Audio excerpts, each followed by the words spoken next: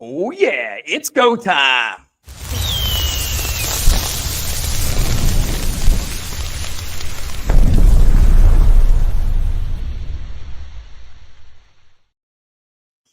Woo, here we go again. ASA Women in Leadership Scholarship winner, Catherine, is in the house. But before we even start that, I got to give a shout out to the one and only our sponsor here, ASCEN. That's right, ASCEN.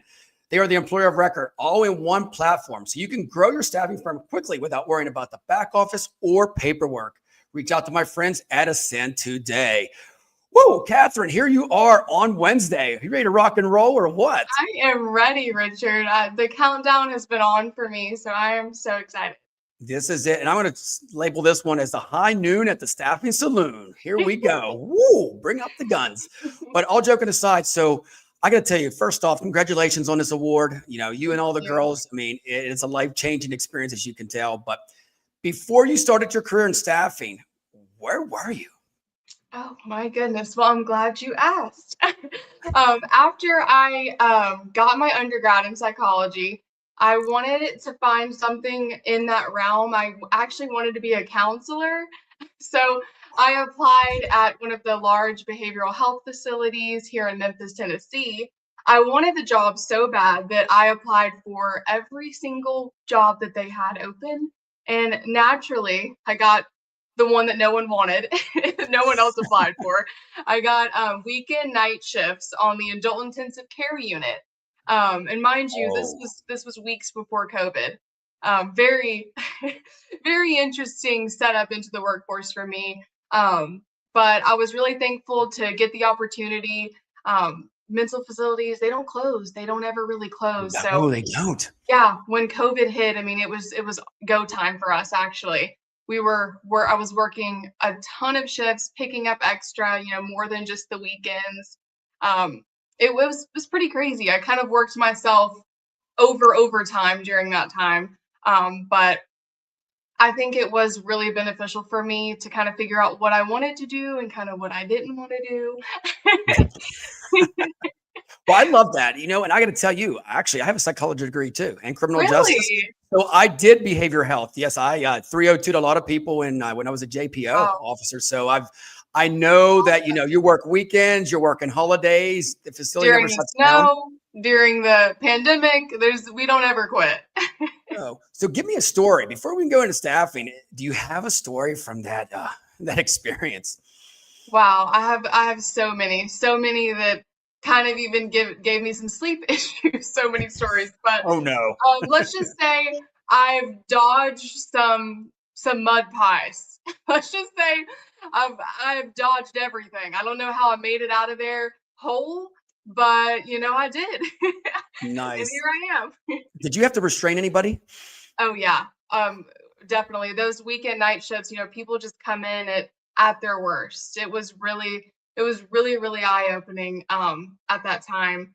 I actually the scheduling there was actually really interesting because I started out with our DONs.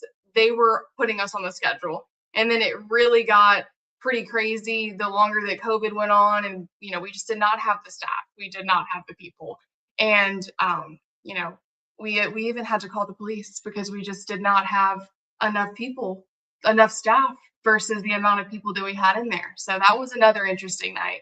That was That is a another. training for life. Anybody out there, if you get into this field there, trust me, after a while, you just scratch your head. I mean, I got to Yeah, give a shout out to anybody in that field. Good for you, man, because you know yeah. what?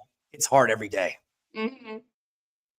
Okay, so you're there, Catherine, and then you're thinking, I need to get out of here. I need to get a job where, you're probably, stressed out, stuff like that. So what happened next?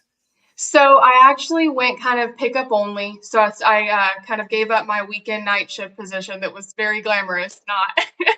And it's a 350 bed facility, like 8 units, and I was just kind of floating where the need was when I would pick up. And we finally got a staffing manager. And so instead of my DON, I was speaking with a staffing manager, and I got a call to go back to the adult intensive care unit, and I just couldn't do it. And I remember I walked into his office and I was like, I'm here. I don't want to go home. I want to work, but right now I can't go back there. I can't go back there Wow. right now. And he said, sit down, pick up the phone and help me get some people in. That's what I'm doing and I need help.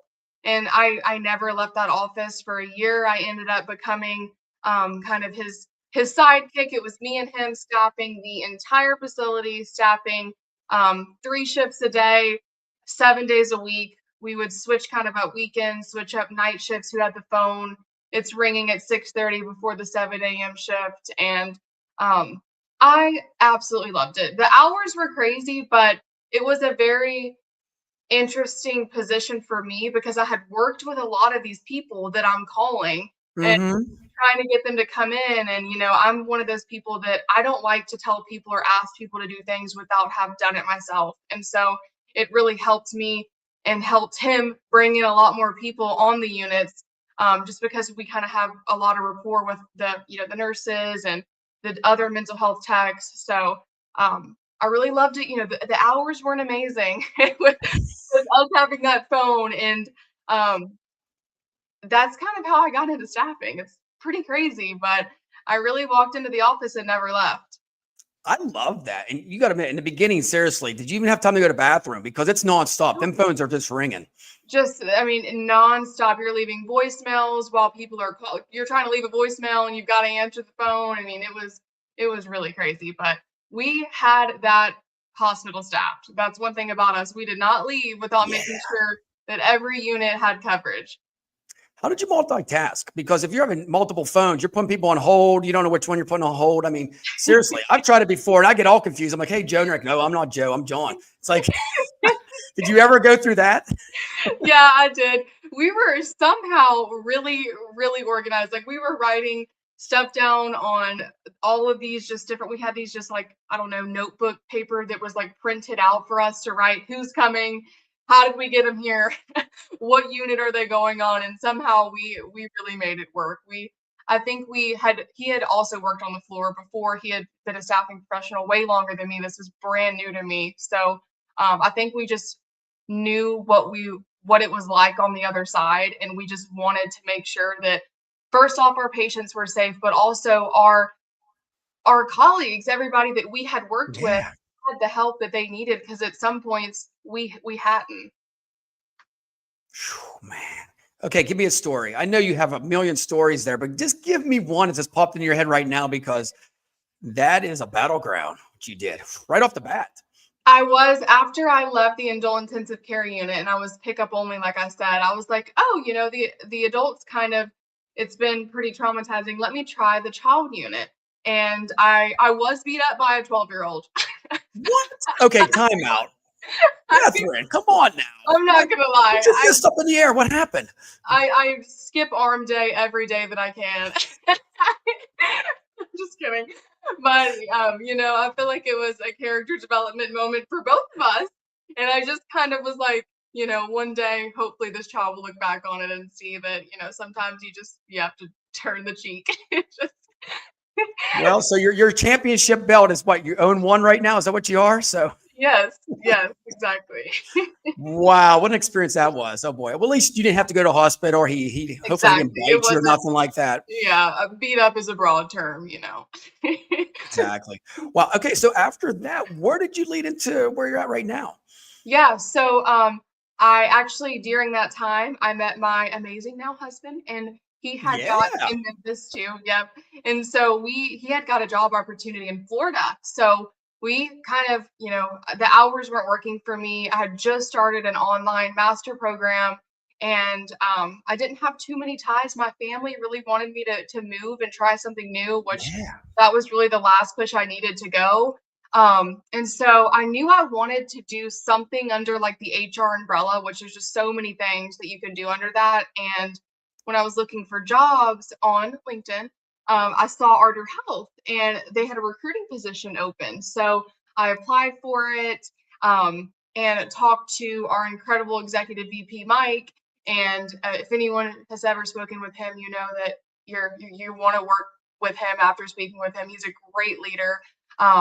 And I fell in love with the company, the position that I was in, doing recruiting, talking to people, screening people, Yeah. educating people. It was kind of like what I had done before, But instead of like just my little group in Memphis, I was talking to people nationwide. So I just thought that was incredible. And I was making so many great relationships and friendships with these nurses. Um, and so I actually had talked to my boss, and my boss right now, Stephanie, who is also an incredible leader, about, I am in the middle of getting my master's degree. I really, want more eventually, like, just keep this on your radar. And she believed in me and wanted me to do something on like the training and development side. So I started out, or I moved into a corporate training position, still running my book, but training our new hires. And eventually it turned into a full-time position where Nice. I kind of let go of my book, and I've really been able to focus on training and developing all of our new staff and our current staff. And it's funny because I always wanted to be like a teacher too. So it somehow worked out perfectly for me to get in this position, doing this development with our Mhm. team. And it's really been so incredible for me. Look at you. Wow. Okay. So do you miss any time of like getting on the phone again? I mean, do you miss that little bit day to You day know, stuff? I honestly really do. Um, sometimes I dabble. Sometimes I do. I feel like I really do stand on not wanting or teaching or asking people to do things that you haven't done, Hmm. and you have to develop with the industry. You have to kind of get back out there every now and then so you can continue to feel confident and stay relevant in what you're teaching, because this industry is just always changing. The way you talk to people, the way Yeah. you're selling these contracts, it changes so much, and we've had to change too as a company. And so I feel like staying on the ground every now and then is really important. Well, you know what? Everything's about emotions these days. You know, the emotional on the side, and you don't know, you know what? And you probably know this too. Like, you don't know who's on the other side of the phone. You know what Yeah, kind of day they're having or nothing like that. So you're like this DJ trying to get their spirits up because they're calling you for probably the last time to say, please get me a job I or mean, they help me probably out. just dodged a mud pie. A mud pie. Is that dodging mud pies? Woo. I feel like we're in the outback. They're doing a side by side. That's amazing. And you know what? I'm sure you're a great trainer. I'm sure, all your peeps that, you work with and stuff like that, because you've been in that seat. So you know how to operate that with them, Thank you. and mentor them. Yeah, I really, really, really enjoy doing what I do now. So yeah, it's kind of like it's kind of a level up rush, taking people to the next level, them taking me to the next level with things that they bring to the table. And especially, I think probably my favorite part of my job recently is getting into like the technology development side. I Hmm. really love taking people and systems, new ideas, or just like a new advance in technology, and finding a way to better a person or an entire team. Like I like to call it like my level up rush. It's really what it is for me in my role. Love it. It's always about a rush. I love it. Okay. So now the big award. Here we go. So who made you apply for this, or did you apply on your own? What's going on here? No, so actually, my incredible boss, I've already brought her up, Stephanie, she actually recommended me and another colleague for the award. My other colleague, Isabella, she was a 2024 winner, by the way. Shout out, Oh, little yeah. Shout out, girl. yeah, we knew nothing about it. We were just really excited to get an opportunity kind of outside of our smaller, family-owned company. And Mhm. when she got that call that she won 2024, we were so excited that one of us is being recognized. We were ecstatic. And really what added to it for me was my boss, Stephanie, actually surprised me with a ticket to come and support her in person. Which was I was so thankful for. I was blown Nice. away about the opportunity that she's won, and now I get to stand beside her and cheer her on. And so I actually got to go to Thrive the in 2024 to see her, and it was absolutely not. I was expecting, I think, more of like a work focused tactics, Look who it career growth is. conference. There she is. Woo! Look at this. Isabella is awesome, by the way. I've met her a couple of She's times. She is. amazing. Yes. She is a woman in leadership that is pulling other people up with her. And that's exactly what she did for me. Well, you guys are like twins now because you both have that energy. I love it. No, seriously, it rubbed off. Right? Okay, go ahead. I'm sorry. Yeah, Keep going sorry. with I'm it. just Let's like go. that first By the year way, guys, I got to at tell you, can I tell everybody out there, this is her Thrive. first live podcast. So give her Am I shout outs to rambling? this. Yeah, you better not be nervous right now. You better be rolling with it. So keep going. Let's do it. Yeah, I was really excited to talk about my first year at Thrive because it was just nothing that I thought it was going to be. Like I just really thought it was like strictly work focused, which it absolutely delivered on that, but I think what I didn't expect was how much it was focused on just being a working woman as a whole, like talking about work life balance, confidence, navigating different seasons, showing up for yourself, like things that you just don't learn in school. You can get a 30 degrees and these things are just not really Mhm. commonly taught. It was so much more than what I thought it was going to be, surrounded by women who actually get it and want to see you get it and want to, help you get there. So I saw like how amazing this opportunity was for her and just the community that was there. And so the next year I knew what it was and Oh I yeah. knew I wanted it. I didn't know how bad I needed it, but I kind of switched up my entry this year. I had talked to Isabella, obviously. And I think that a lot of advice that second year appliers get, like I heard Victoria talk about it yesterday, is to be more yourself. And I could not agree more. I Mhm. just like I thought the conference was going to be, is kind of how that first year I wrote my application, where it was very like work focused, very kind of not as individual to me and what I've been contributing to my job and my career over the time. So I really centered it and talked about myself, which so it's kind of weird sometimes to do that, but I think we all have something really big to offer, no matter how much we think, we're just like, average everybody else. We all have something that we can offer. And so I think I let myself shine a little bit on the application that Yes. second go around. And I could not believe that I got the email.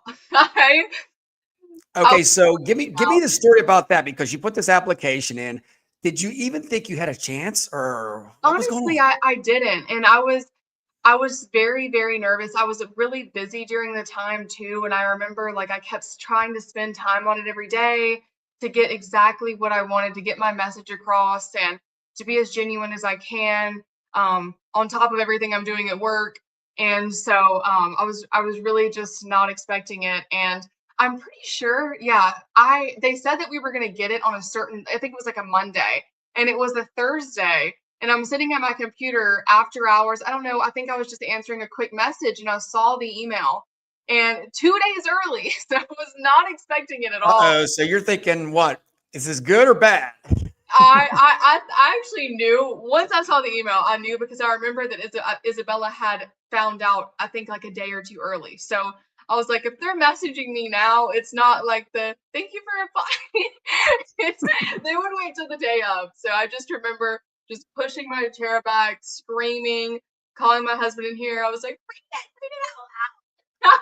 What was that again? Say that again. Yeah, I was like, did you see that? Did you read Is that like that? I was yabba dabba do? Is that so what you said? excited. I think I don't know, I feel like I did cry maybe like that night, but I was just so ecstatic because I didn't know everything was gonna happen because I wasn't in Isabella's shoes, but I had seen what happened to her and all the opportunities that she had got and how amazing that she told me that the conference was, the staffing world was. And so I was so excited. I was like, this is my year. It's time. This is your year. Okay, so did you scream or did you whisper? Come on now. Were you screaming? Were I you was screaming for sure. I was screaming. I called my mom. I called everyone in my family, his family. I was telling did you get up and do a everybody. dance? Seriously, I could picture you get up there and doing like a little bit of a dance, like I sure did. I do excited dances and okay, nervous time out. dances. What kind of dance was it? Can you do it right now? It's so cringe. No. Come on, we're live. Come on, can you do please 1 second of it? I How think did you it do it? was just my. Yeah, there we go. Oh my gosh. Okay, so you get this. So you're celebrating, you're excited, and then apparently you're meeting all the other girls virtually, right? Through Yes. emails and all that good stuff. Yes, we had to kind of keep it on the down low, which if anyone knows me, I'm so bad about doing that. I will tell you your present the day I buy it. So it's really hard not to scream it from the rooftops. But we were so excited in our group, and we had all the support with each other that it made it okay to have to keep it keep it on the down low for a while.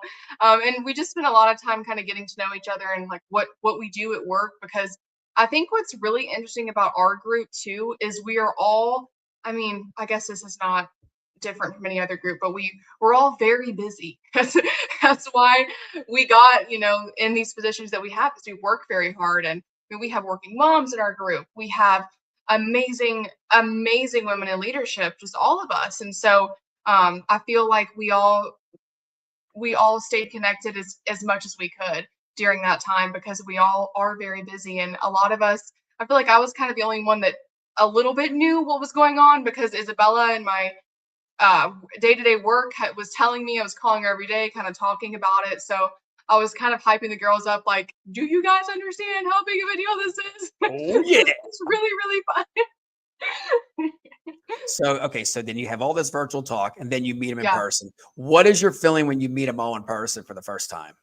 It was so amazing. Everybody was, I feel like, just like they were kind of like over the phone, but it was so nice seeing everybody's like actual face, hugging everybody. I'm a hugger. And just kind of getting to know everybody on the team, and hearing about their stories in person was so great. And I feel like we all connected very, very quickly. They're just an amazing group to have had this experience with. Of course. Okay, so it's the big day. Okay, you're getting ready to get up on the stage. What is going through your mind right now? You're going up there with your 7 sisters, and you're in a crowd at Staffing World with, like I said, CEOs, recruiters, people that you probably don't even know. And you're Yeah. thinking, oh boy, what's going through your mind? Man, we were so nervous. All of us back there were just like, what do we do again? Like, they were like, you just walk up there and stand on your. We were like, wait, what do we do again? We were all just so excited and so nervous. And I don't think a lot of us had really been on stage before. So I think we were very excited also that we were just kind of going to be up there, in front of all these people that we don't know, and representing a program like this. So I think that did outweigh the nerves a little bit. We were all very proud of ourselves and what we have done. I feel like all of us earned to be up there. I love it. Okay, so you're up there on the stage. What is going through your mind right then? I mean, you're looking out in the crowd, I mean, what's going on? I mean, they always say, I always joke about this, don't look in the bright lights because you'll be blinded, because you don't want to trip or fall, of course. Yeah. Honestly, you might laugh at this one, but I was thinking, like, don't cry. So a lot of times I, I'm a crier, and like I'll laugh too hard and cry, or smile too hard and cry. And so I was just like, please don't let a tear fall out. Please don't let a tear fall out. So that was what was going through my head. Just hold it together. You're gonna be up here hopefully not too much longer. You got this. And then afterwards, that because I know the importance of this award and how it's life changing in your career. Afterwards, all the people coming up to you, taking pictures with you, shaking your Yes. hands that you don't even know. What is that feeling like? That was something that I couldn't have expected the year previous of going there. Like, it was, everybody knew who I was. I have never experienced anything like that. And I would be in the bathroom washing my hands, like, oh my gosh, congratulations. And I'm like, quick hug, thank you. It was really, really cool. I mean, it was I actually have nothing negative to say. I was gonna say it was kind of scary, but no, I loved it. I loved getting to talk to that many people, especially coming from me where I work remote. I don't see people all the time. I It was one of the highlights of my career, was being surrounded by all of these professional women and people, and they know me and they're walking up to talk to me. I feel like that's sometimes kind of where I struggle, is putting myself just walking up and talking to someone in conversation. But that was that was a part of winning the award, was you're just in these conversations. And that was really, really amazing for me. I was so excited to be there. And what's amazing, you're in these conversations forever now. You know that. There's Yeah. only 8 people every year. So it's like you are that year, the class of 2025. That's you guys. Do you still keep in touch? I'm sure, I've seen the timeline I'm on with you guys too. Do you keep in touch regularly with everybody?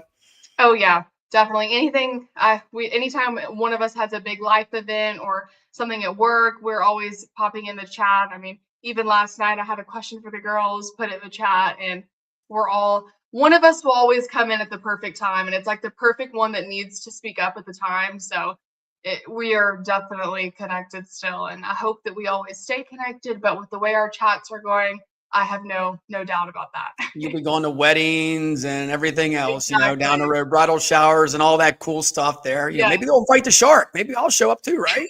Yeah. Hey, we'll add you in the group. Woo! There you go. There it is. Oh, number 9, right? Boom. Yeah. So any shout outs before we get out of here? I'm sure you're on LinkedIn. So everybody, please follow Katherine. She's on LinkedIn. Are you on the other platforms or just basically LinkedIn? LinkedIn. Yeah, I would say LinkedIn's the biggest one. That's where I'm most active on there, is LinkedIn. Any shout outs before we go? And I want to give a quick shout out. Your staffing firm you're working for, I got to tell you, they are a women-owned staffing firm, correct? Women-owned staffing firm. Yes, let's give it out. We've got a woman in leadership all across the board. We have an amazing president, Stephanie, who is my boss. She is so incredible. Again, that is who recommended Isabella and I. So shout out to them. Shout out to Jen and Katie and all the amazing women that I work with. And huge shout out to Isabella for everything that she's done. She's an incredible person. And of course, all my girls. I love you, girls. Well, here it is. We got some little shout outs there. Look at this. Chelsea's in the house. Hey, Chelsea. We got a LinkedIn user we don't even know. Your energy's Hey, LinkedIn user. I mean, yes. You are now famous. Your first podcast ever. I am so excited. Is the nerves gone, Katherine? Please tell me the nerves are gone. The nerves are gone. I feel very comfortable. I appreciate you. I got it. Okay, before we go on 3, you got to do a big woo. I mean, come on, celebrate. All right. We got to still celebrate on 3. Ready? Ready. 1, 2, 3. Let's do it. Wow. I love that. Hey, thank you so much for coming on. Everybody, get ready. 2 o'clock. We have another special guest here. ASA Women in Leadership Scholarship Week. We'll continue at 2 o'clock today. Katherine, take care, my dear. I'll talk to you soon. Thanks, Richard. All right. See ya.